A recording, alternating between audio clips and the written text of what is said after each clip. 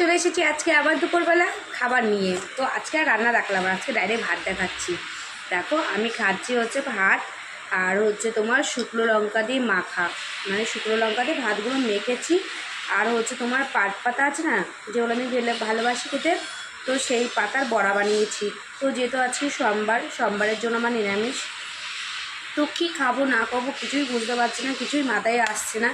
তো হঠাৎ মনে পড়লো তাহলে এক কাজ করি, একটু বড়া করি বা একটু শুকনো লঙ্কা ভাজা করে নিই, শুকনো লঙ্কা দিয়ে ভাত ডলে খেয়ে নিই, তাই না? একার জন্য আর কি রান্না করব, তাই এটাই রান্না করলাম। তো তোমরা কারা কারা খেতে ভালোবাসো বা আমার মতন এরকমভাবে খাও, অবশ্যই কিন্তু কমেন্টে জানাবে।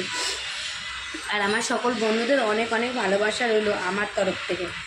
তোমরা সবাই ভালোবাসা গ্রহণ করো, আর তোমরা সবাই দুপুরবেলা খাওয়া দাওয়া করে নিও, ঠিক আছে? আর ভিডিও ভালো লাগলে অবশ্যই লাইক করে দিও, কমেন্ট করো যে কারা কারা শুকনো লঙ্কা দিয়ে ডলে ডলে ভাত খেতে পছন্দ করো বা খাও।